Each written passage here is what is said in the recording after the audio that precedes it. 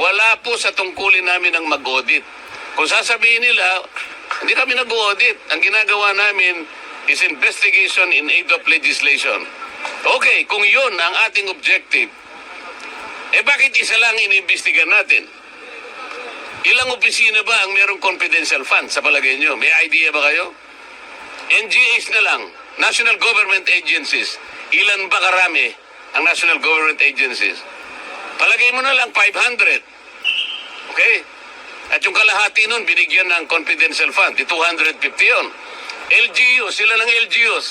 Mga mayors and gobernador. Palagay mo lang 1,000. Kalahati nun, 500. O di 750 na yun. What about the GOCCs? Government-owned and controlled corporations. Mga 300 yan. Bakit? Bakit Office of the Vice President lang?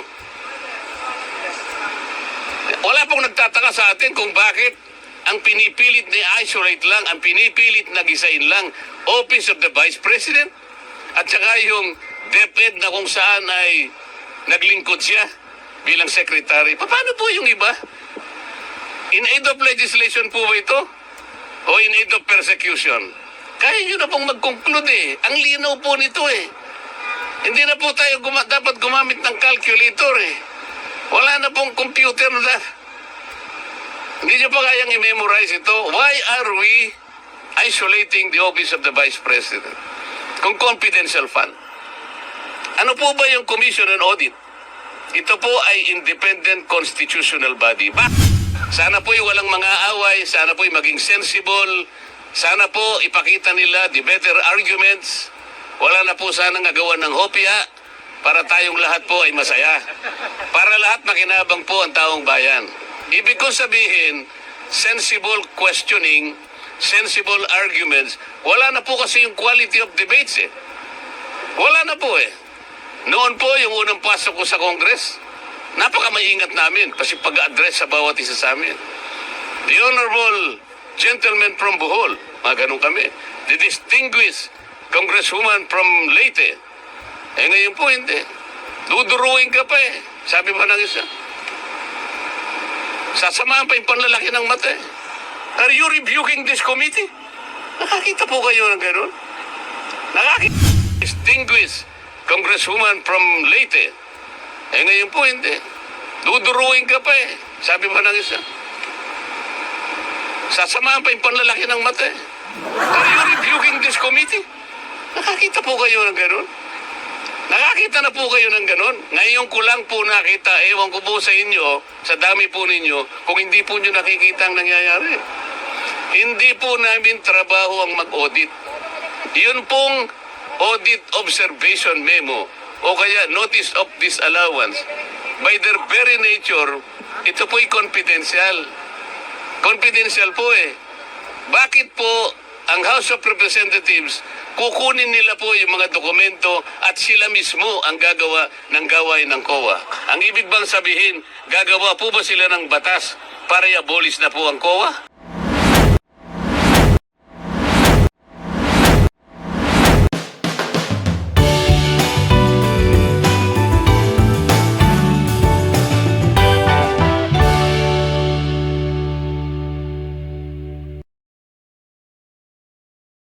Anong next move po ni VP Sara after dito sa Facebook? Hindi ko po alam kung anong gagawin nila pero sa tingin ko dahil may mga legal advisors naman po nila, pinakamaganda siguro ay petition should be filed in the courts of law para po malaman na natin kung tama po itong nangyayari. Sa akin palagay po kasi hindi na po tama. Yung processes and procedures so far taken by the House of Representatives are highly irregular. Yung motion kayong gagawin sa Congress?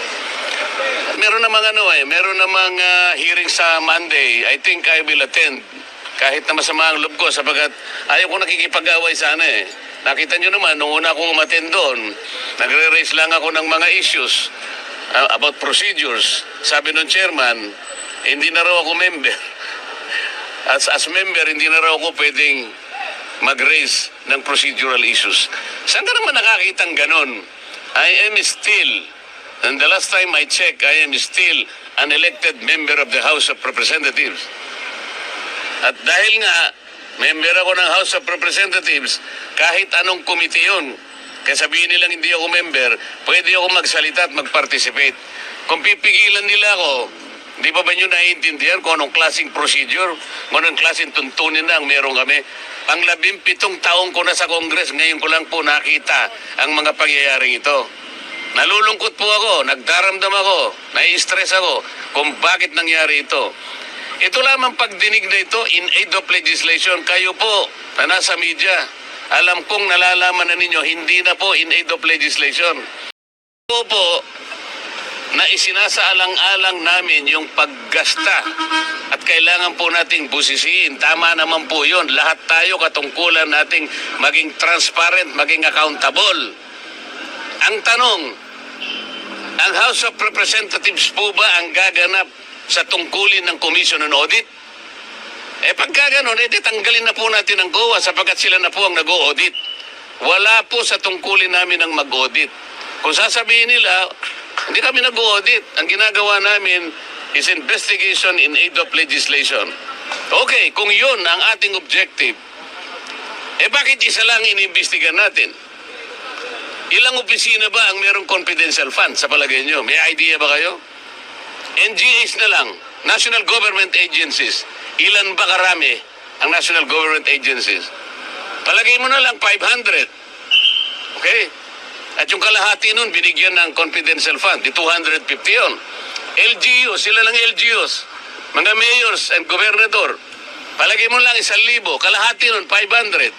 So, di 750 na yun. What about the GOCCs? Government-owned and controlled corporations, mga 300 yan.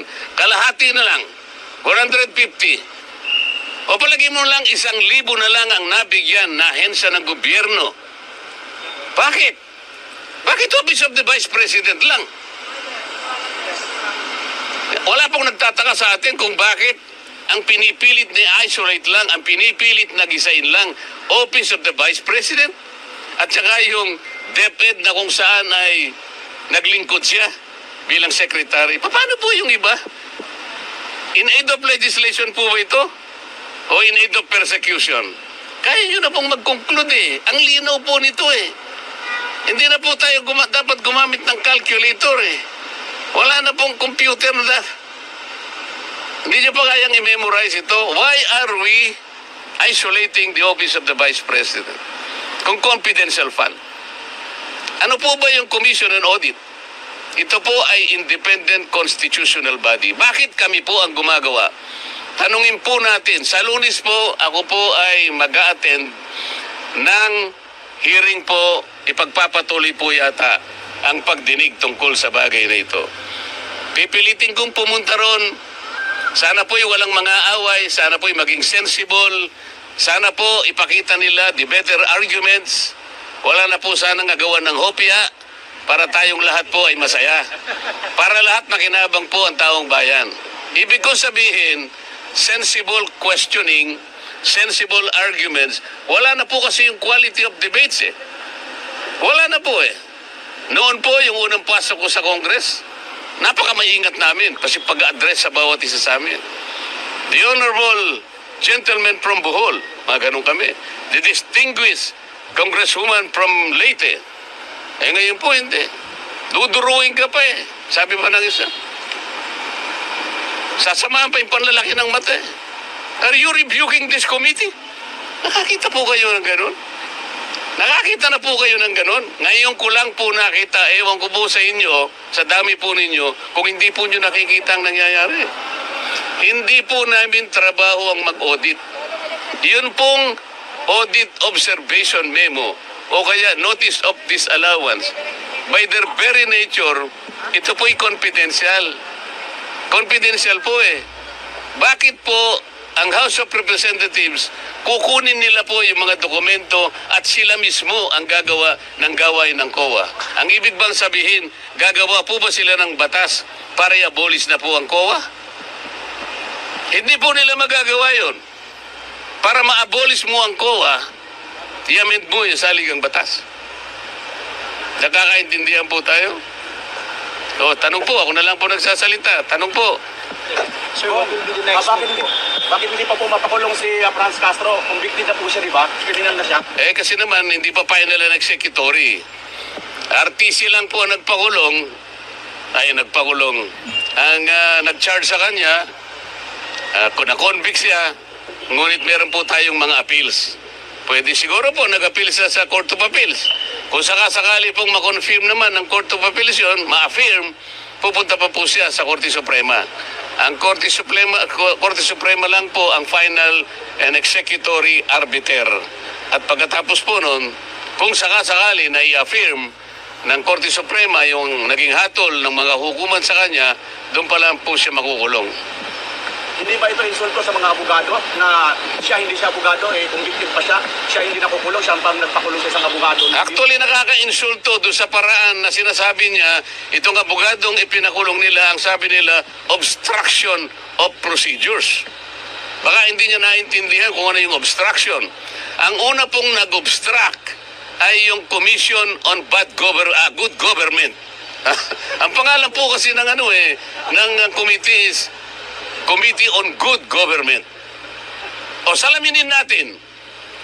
Sabi po nila, sinight for contempt nila yung staff ng OBP sapagkat di umano siya ay nag-obstruct ng procedures and processes of the court.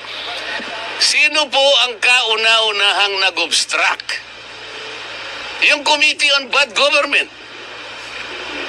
Hindi po niya trabaho yun Hindi niya dapat panghimasukan. Pabayaan mo muna ang COA na gawin niya ang kanyang trabaho. Hindi po Sabi niya, oy COA, dalin mo nga rito yung inyong mga pinagbabatayan dyan.